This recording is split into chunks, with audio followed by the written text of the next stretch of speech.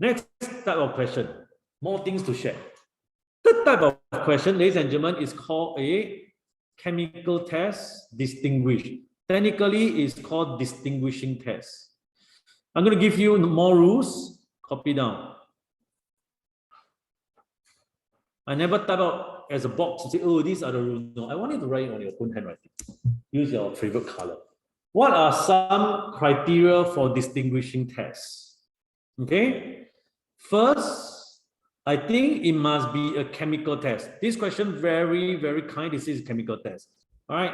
But sometimes they just say, run the test to distinguish. It must be a chemical test as a distinguishing test. What is called non-chemical test? Example, you cannot use indicators like pH paper. Oh, there's an acid group, so I use pH paper, the pH paper change color. Are you with me? All right, normally we cannot use indicator. You must basically, a chemical test means you must have carry out a chemical reaction and then you saw something. Make sense? To distinguishing both of them. It must be simple to conduct, to set up, very fast to conduct, and fast to observe. The point which I just mentioned, it must be observable. These three will be the rules for us to follow. Stick to it and you should be fine.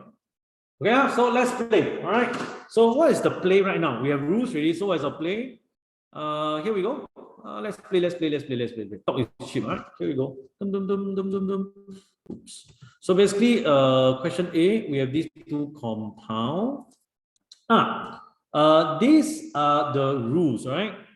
But what are you actually playing with in distinguishing tests? Okay, what is the strategy?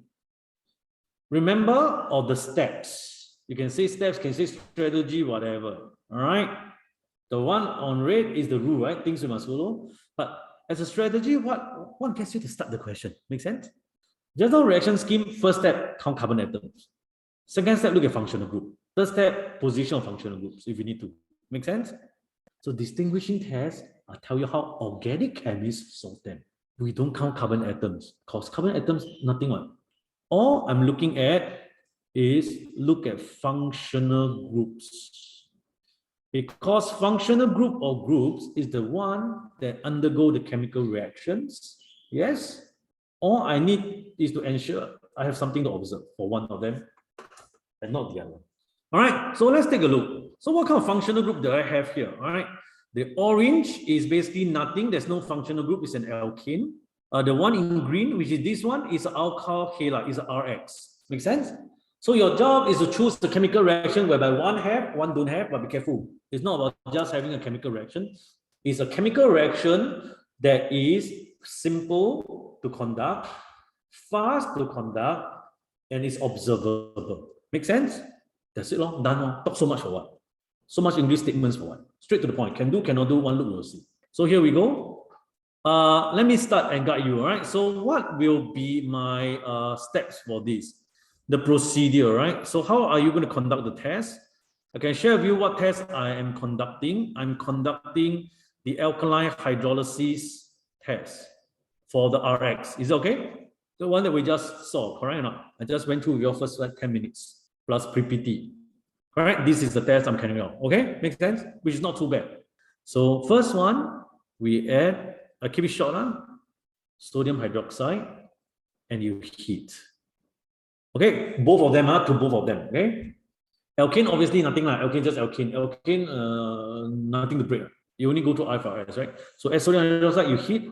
Then what you need to do? Remember, you need to cool first, and after that add nitric acid, and after that add silver nitrate. All right, all these I've discussed earlier on. Nothing to discuss now. Now be very careful. Let me write further. If you look at alkaline hydrolysis, if you look at it in the notes, school or mine, we normally write heat with reflux. Remember? Copy down first. Never mind. Copy down first. There's something I want to highlight to you, which is here.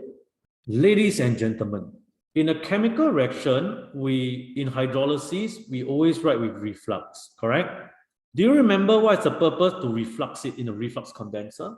I have talked about this, right? Can someone recall? Why you want to do reflux usually? Sorry? Because most of the organic compounds you use in the reagents are volatile, make sense? So they'll fly away. If I don't use a reflux condenser, I just use a beaker, they fly away, make sense? So what's the issue? If they all fly away, then what will be low? Then so what? They fly away, so what? So do you get a lot of product? No. So your reflux is to increase the yield of the product you want to make. Is it okay? Can I? So this is the purpose. I'm going to ask you now. This particular question is not making a product. This particular question is, I have two thingy, one green, one orange. Can you help me differentiate? Are you with me? Distinguishing them. Do you think we need the yield to be high? We don't need. Okay, listen up. So that's where you look at your school tutorial question and then look at the answer. There was a missing word, but all of you keep quiet. You say, oh yeah, maybe they forgot to type in, which is very common sometimes, right? And that's where you assume. It is not. It's left out for a purpose. Ladies and gentlemen, when it comes to distinguishing tests, we don't write in with reflux, because no need high yield. I just need it to be fast. I just need to be able to differentiate. I don't need to have high yield. In your school tutorial answers, it is not there, not because there was missing words, because it was purposely left out. Please note. Because in a lot of schools, if you write with reflux, the teacher circle, they mark you wrong. They minus 1 mark for your information. And okay, write down already. Cannot distinguishing test, no need high yield. That's what I understood. So no need reflux.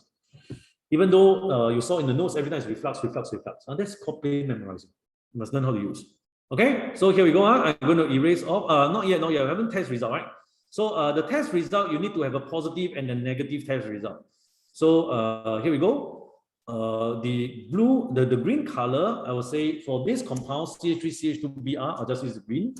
What do you observe? Okay, you will observe AgBr is what color? AgBr, cream. You observe cream PPT of silver bromide. Normally we'll write in the identity to play safe. Is that okay? Can? So the orange one, which is the alkane, then you will say there is no PPT observed. That's it, done. All right, and they give you 3 marks. Procedure 1 mark, observation another 1 or 2 marks. So likely 2, if not 3. So here we go. Let me erase off. We go to B right now. Now B, what kind of test can we do right now? All right. Let's say this is the green. This is the orange again. I always use these 2 colors, right? So again, you're looking at functional group. Ask yourself what you have. This is an RX, where this is an alkene. Can you see what I'm doing? This is CC double bond, alkene. Both of them, you know the chemical reaction very well. All you need to do is choose one that is fast, is simple, is observable. Easy? So you know what I'm going to do? First of all, I'm going to do the same procedure here, and I think I solved it. Make sense? The one that I wrote just now. Agree? Can I just use this one for part A? I use for part B also. The only difference is the PPT color. AgCl is white. All right, nothing wrong. Because alkene will never undergo alkaline hydrolysis. And there is no halide anyway. Copy now already? Ladies and gentlemen, there are other tests you can do. Could be even simpler. What else can you do? You can actually do strong oxidation, because alkene can break. Remember? So distinguishing tests, different people have different answers sometimes, but they all go full marks. Is okay? Okay, so here we go. We can do strong oxidation. So the second procedure, all this you want to write down. You want to have as many as possible. This is part of the training. You can do strong oxidation, also known as strong oxidative cleavage, right? Strong oxidation, this is a square bracket, and then the procedure. Strong oxidation, what do we do? Strong oxidation, we add oxidizing agent, KMnO4, all right, acidified condition, right? So with H2SO4, right? And then you heat. Remember, just heat, you do enough, no need reflux. Okay, so I'm going to write with reflux, and then I'm going to chop it off to remind yourself. This is how you should do, so that you can remind yourself. Don't need to reflux. So what you see, all right, the green one, it doesn't undergo oxidation, strong oxidation. But the orange ones undergo oxidation. So when undergo oxidation, what happened? The oxidizing agent has been used. KMnO4, it decolorized, correct? So the purple solution decolorized. So the other side, no decolorization. I'll keep to short sentence. Ladies and gentlemen, don't forget, this side creates what? CO2. Correct? You must carry on and say you saw effervescence here, and that side no effervescence. So this is a second method to distinguish them. Can we do something else? There's a lot. Can we do something else in distinguishing it? Very good. Now, oxidation can be done in two ways for alkenes, right? Besides strong oxidation, you can also do mild oxidation. Let's change this word, all right? You can become mild oxidation, alkenes. Do you remember what is the procedure for mild oxidation? The reagent and condition does change a bit. Remember what is the condition for mild? Mild, the word tell you must be very relaxed. Remember now? That's how I taught you all. Okay, very easy to remember. You need it to be very mild. So mild means must be cold, must be alkaline condition. Yes? And cannot be concentrated. It must be dilute, KMnO4. Is it cold already? Then there's nothing to heat anymore, isn't it? You want it to be like that. So remember, you will grow the 2OH out, it becomes a diol from here, correct? So the observation will also be different. So the one that is an alkene, the purple KMnO4 decolorized, yes, but there's something else you observe. Do you remember what is that? If you've done it in the alkaline condition way, you learn it in alkenes, you also learn it in redox titration, that you will see something else. What is it? Very good. Brown PPT of MnO2. Everything will come together. Okay, all this is all in J1 already. No excuse. Go and refer. You're supposed to hold all your content together. So same thing, no decolorization, no brown PPT. So we have 3 tests really that you can use. I have the 4th one, which is the last one. Anyone? Actually, it's the simplest. How come nobody use it? Ladies and gentlemen, what is a very common reaction of alkenes, which has a double bond? Electrophilic addition. All right, if you look at the alkenes, that's probably the first thing that we learn, the first reaction, correct? What do we add? Aqueous brom, correct? Done already, some of you, Sec 4 also use organic chem. Right, so here we go, the green and the orange. So easy, right? So the 4th one, let me write over you, it's called electrophilic addition, also known as halogenation. The procedure, all right, add aqueous bromine. That's it, full stop. Then you're going to observe something. Make sense? To both of them. The green and the brown. I always like to talk about the one that positive test first. Is it okay? So the negative test is easier for me to phrase it in a very short one-liner. Okay. So observation, what do you see?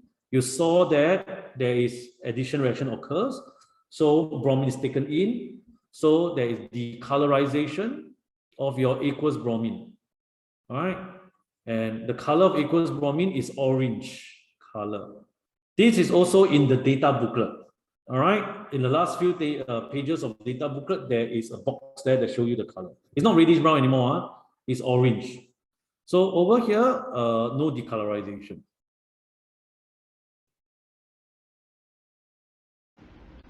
If you'd like to catch my latest videos, click on subscribe button right now.